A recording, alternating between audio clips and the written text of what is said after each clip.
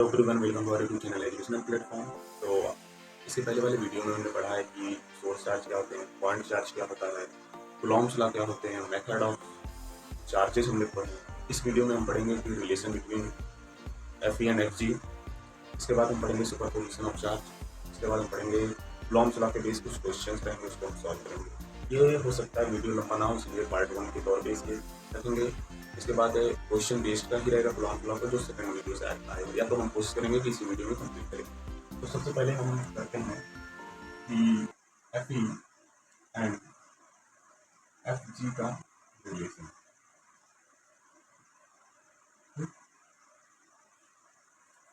तो सिमिलरिटीज की अगर बात करें कि एफ ई और एफ जी में क्या सिमिलरिटीज है, तो जो एफ ई है both are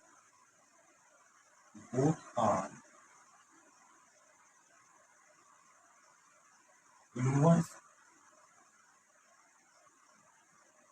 both are follow inverse law, follow inverse law on 1/r²। अगर इनके हम डिफरेंस की बात करें, क्या कहें इसमें डिफरेंस चीज है, क्या है कि F E is depend upon medium. जो चार्ज का फोर्स होता है वो हमेशा मीडियम पे डिपेंड करता है। क्यों? क्योंकि इसके पहले वाले वीडियो में हमने बताया था कि जो के की वैल्यू होती है, यानी एफ ई इक्वल टू के Q1 Q2 by r square होता है। ये क्या होता है कि आपका डाइलेक्ट्रिक कांस्टेंट होता है, जो कि मीडियम पे डिपेंड करता है। इसके वजह से हम कह सकते हैं कि जो एफ ई की वैल्यू होगी वो किस पे डिपेंड करेगी, वो मीडियम पे डिपेंड करेगी। और बात करते हैं एफ जी की value is independent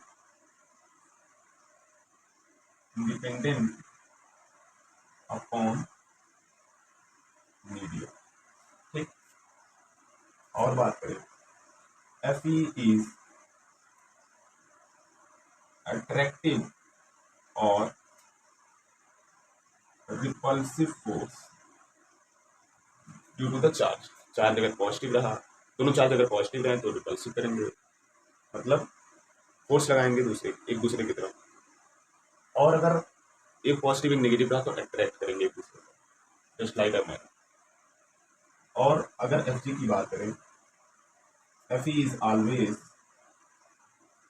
always attractive. F E कैसा रहेगा? हमेशा हमेशा अट्रैक्ट करता है, ग्रेविटेशनल। ठीक। ये हो गया रिलेशन, हो गया एफ ई और एफ जी के बीच। ठीक। इसके बाद हम लोग बात करते हैं एक क्वेश्चन से, उसको लगाते हैं। क्वेश्चन है कि a charge having Q charge, a charge of Q is separated by a distance r। Question लिखते हैं, a charge Q is divided into two parts, ठीक, and which is separated into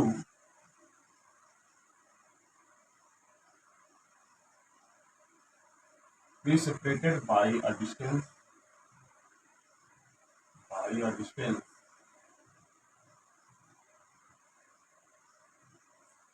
r, and the force between two charges is max, then find the charge at each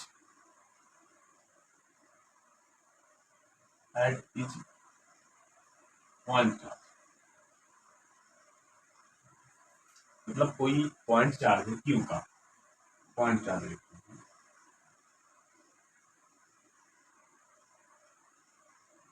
कोई point charge Q का है, उसको एक distance से उसको तोड़ा जाता है और एक डिस्टेंस पे रखा जाता है। ठीक, इसके बाद कहा जाता है कि उस पॉइंट चार्ज की वजह से, मतलब उस चार्ज पे कितना चार्ज आएगा, उस पॉइंट चार्ज पे कितना चार्ज बढ़ेगा। तो करते हैं, मान लेते हैं कोई चार्ज क्यू का, ये कोई चार्ज है क्यू, कैपिटल क्यू, इसको डिवाइड किया जाता है एक डिस्टेंस से, आर डिस्टेंस लेते हैं। ठीक? अगर ये क्यू है, ये क्यू माइनस एक्स हो जाएगा, सॉरी, इसको मान लेते हैं एक्स चार्ज, इसमें क्यू माइनस एक्स हो जाएगा क्योंकि टोटल चार्ज क्यू। अब लगाते हैं formula, F equal to A Q one Q two upon are square. रखते हैं कि क्यू वन की वैल्यू एक्स, क्यू टू की value Q minus X upon are square. Solve करते हैं कि X cube minus X square upon are square. अब देखो फोर्स मैक्स है, यानी फोर्स क्या है, मैक्स है। ठीक, तो हम करेंगे इसका डिफरेंशिएशन, तो फोर्स बराबर क्या हो जाएगा, जीरो मैक्स की वजह से। ठीक, तो k theta minus 2x upon are square equal to 0। Separate करते हैं, a q by r square, a constant रहेगा तो बाहर ही रहेगा। ठीक, minus 2x r square equal to 0, equal to 0। R से आर कैंसिल आउट हो जाएगा, यानी कि ए क्यू बराबर 2x और x बराबर क्या आ जाएगा, x बराबर थीटा बाई। मतलब एक चार्ज पे कितना आएगा, ईच पॉइंट चार्ज पे क्यू बाई टू का चार्ज आएगा। ठीक, इतना समझे के जाओ, नोट करो फटाक में।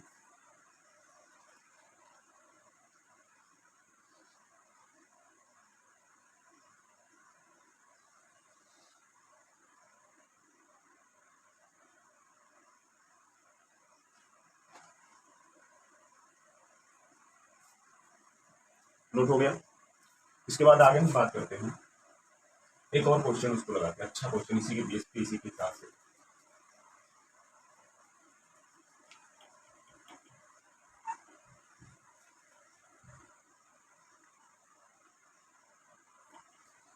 क्वेश्चन है कि कोई ऐसे रैंडमली क्वेश्चन हम बता रहे हैं, कोई charge Q,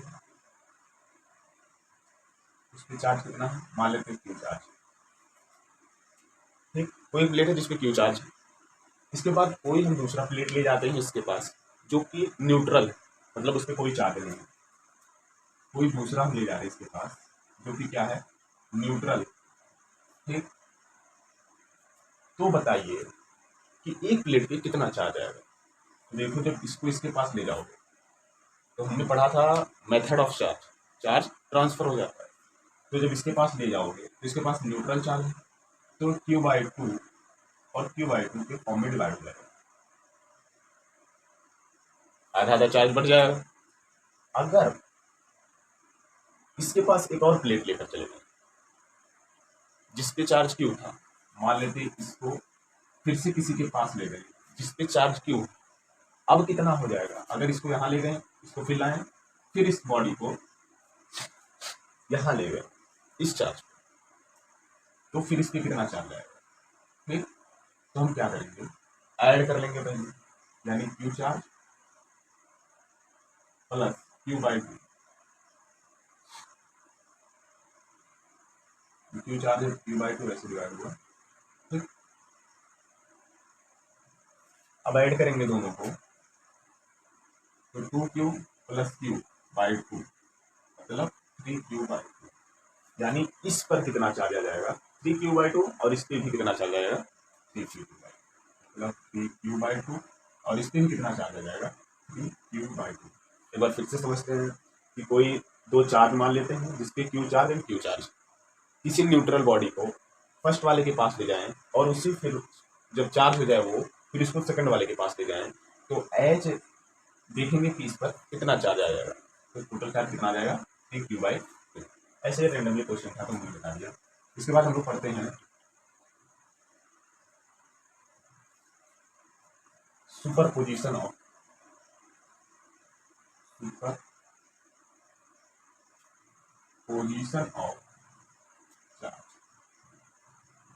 superposition of charge क्या कहता है कि कोई एक सिस्टम है जिसमें n चार्ज, तो अगर एफ नेट निकालना रहे यानी फोर्स, नेट फोर्स निकालना रहे एक चार्ज पे, तो वेक्टर सम करेंगे सभी चार्ज का।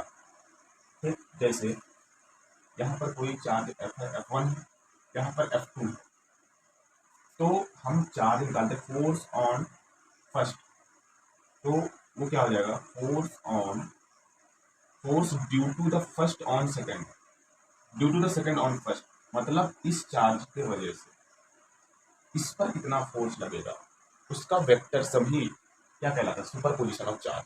अब मान लें यहाँ पर कई चार्ज हुए, जैसे एक चार्ज ये हो गया, एक चार्ज ये हो गया, F1 F2 F3, तब तब क्या करेंगे, एफ नेट कैसे निकलेगा, एफ नेट ऑन 3 निकालना रहेगा।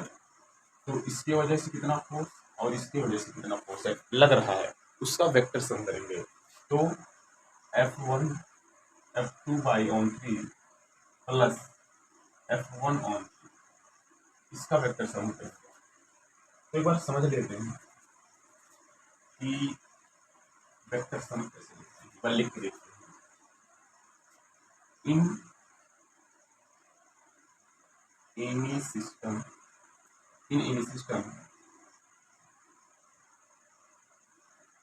n charge is present, कोई एक सिस्टम है जिसमें n चार्ज प्रेजेंट है, the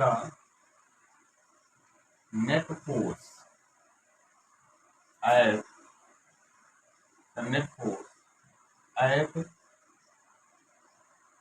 eight one charge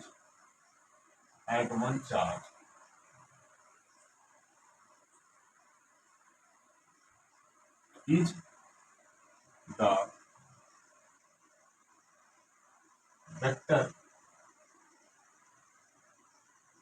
sum of all the charges at this charge।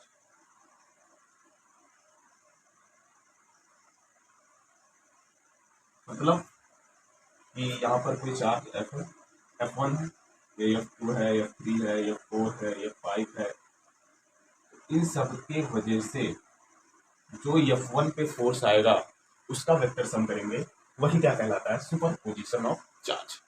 समझ में आ गया? आगे हम लोग बढ़ते हैं। इसके बाद वेक्टर सम अगर आपने नहीं जानते हैं कैसे वेक्टर सम किया जाता है, तो मेरा वीडियो अपलोड है वेक्टर सम 3 टाइप्स के हम करते हैं। ट्रायंगल्स लॉ होता है, पैरेललोग्राम लॉ होता है वेक्टर सम का, तो आप वहाँ से देख सकते हैं। वहाँ पर मैंने अच्छे से बताया कि कैसे वेक्टर सम किया जाता है। तो एक क्वेश्चन करते हैं कूलॉम्स लॉ के बीच में। Plus charge plus q charge है, प्लस क्यू चार्ज, डिस्टेंस मान लेते हैं r distance and r distance. ठीक, ये पॉइंट ए है, ये पॉइंट बी है एंड पॉइंट सी है। कितना दिया है, कहेगा question find the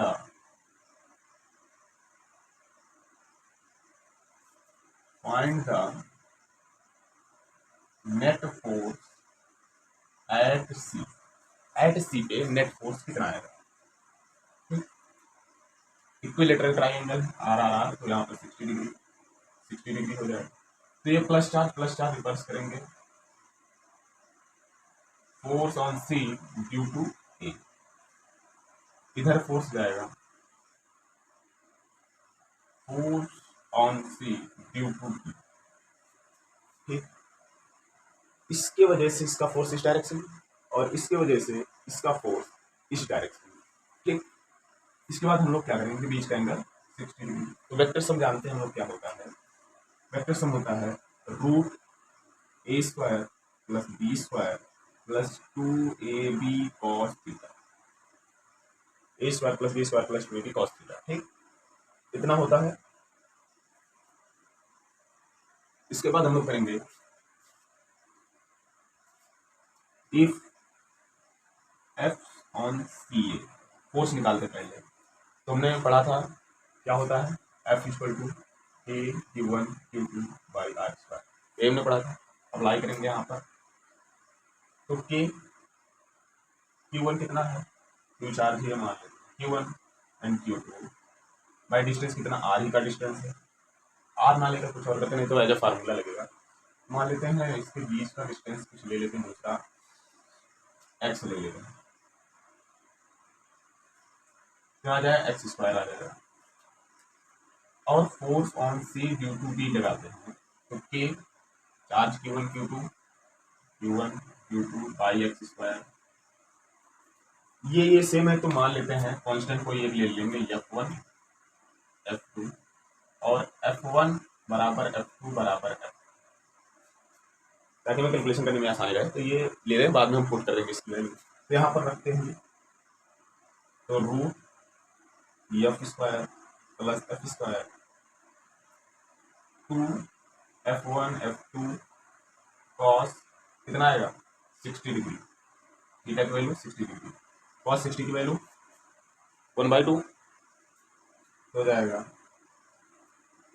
F1 F2, और ये फिर हो जाएगा 2f square plus 2f square into 1/2, 1/2 से 2 कैंसिल आउट हो जाएगा, तो आ जाएगा कितना 2f square plus F square यानी 3f स्क्वायर। अब एफ स्क्वायर से बाहर लेंगे तो f रूट 3, तुम्हारा कितना आ गया एफ नेट कितना निकल के आएगा f रूट 3 आ जाएगा। फिर से एक बार समझते हैं कि कोई एक ट्रायंगल है जिसपे चार सेपरेटेड हैं, उसके ए बी सी के Q plus Q plus Q plus Q, इसके बाद कितना डिस्टेंस है एक्स डिस्टेंस है। हमने फार्मूला जानते हैं कि फोर्स का क्या होता है, ए Q1 Q2 by r square होता है। ठीक, अब इस चार्ज की वजह से इस पे किस का डायरेक्शन में फोर्स जाएगा, पॉजिटिव चार्ज रिपल करेंगे, तो force due to A on C, इसकी वजह से इसकी कितना फोर्स इस डायरेक्शन में जाएगा, तो इधर की डायरेक्शन में फोर्स हो गया, इधर की डायरेक्शन में फोर्स हो गया, तो बीच का एंगल कितना आ जाएगा 60 डिग्री। ठीक, हम इस पे फोर्स निकालेंगे पहले, फिर इसका फोर्स निकालेंगे। दोनों का हमने सुपर पोजिशन की वजह से पढ़ा था कि वेक्टर सम करेंगे, और वेक्टर सम इस प्रकार से होता है, यही है पैरेललोग्राम लॉ।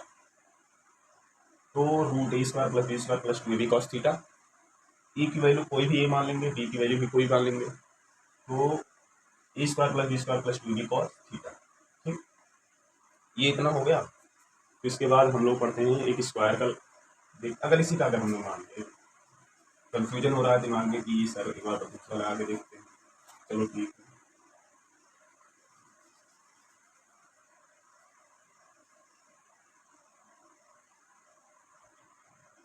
अगर माइनस क्यू लेंगे तो क्या हो जाएगा, अब ये अपनी तरफ खींचेगा, फोर्स किधर की डायरेक्शन में लेगा, इधर की डायरेक्शन में फोर्स लगेगा, force on due to C A, फिर ये फोर्स इधर की डायरेक्शन में लगेगा, force on C due to B. अब ये इसको इधर की तरफ, फिर इतना फोर्स आएगा F1 बराबर F2 बराबर F, फिर हम वेक्टर सम लगाएंगे a square plus b square plus 2ab cos theta, फिर से एंगल 60 डिग्री बनाएगा, फिर से ही वो उतना ही आएगा जितना हमने पहले से निकाला, कितना निकाला था f रूट 3, इसमें f की वैल्यू जो निकाले थे हम पुट कर देंगे उसमें से, तो आ जाएगा कितना रूट 3 के Q1 Q2 by X square, F net की वैल्यू इतना ही आता है, एफ नेट की वैल्यू इसका भी इतना ही आएगा, क्योंकि सब सेम है पहले जैसे की वजह से। एक स्क्वायर का हम लोग करते हैं, अगर स्क्वायर में चार्जेस दिए हों तो क्या होगा, तो करके देखते हैं। तो एक स्क्वायर है, ये ए है, ये बी है, ये सी है और ये डी, बीच का डिस्टेंस एक्स है, यक्स है और एक्स है, ठीक है सर। इसके बाद मान लेते हैं इस पे चार्ज माइनस क्यू है, इस पे प्लस क्यू है,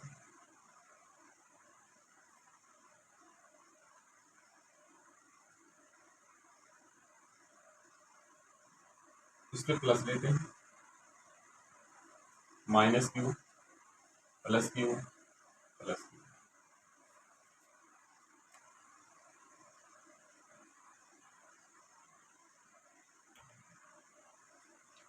माइनस हम लेकर करते हैं ताकि अंदर की तरफ बढ़े। तो देखो ये प्लस चार्ज है, ये माइनस चार्ज इसको इधर अट्रैक्ट करेगा, ये माइनस चार्ज है, ये प्लस चार्ज है, इसको इधर अट्रैक्ट करेगा, और ये माइनस चार्ज है, ये प्लस चार्ज इसको इधर अट्रैक्ट करेगा। अब पहले निकालेंगे इसका और इसका वेक्टर सम निकालेंगे, फिर हम जितना आएगा वो किस डायरेक्शन में बनेगा वेक्टर सम। अगर ये ऐसा वेक्टर सम बन रहा है तो इस डायरेक्शन में बनेगा, तो जब ये इस डायरेक्शन में बनेगा तो इसका वेक्टर सम और इसका वेक्टर सम ऐड कर देंगे। ठीक, एक बार फिर से समझते हैं। ये प्लस चार्ज है, माइनस चार्ज है, माइनस चार्ज है, माइनस चार्ज, ये इसको इधर अट्रैक्ट करेगा, force on C due to D, ये इसको इधर अट्रैक्ट करेगा, force on C due to D, फिर ये इसको इधर अट्रैक्ट करेगा, यानी force on C due to D.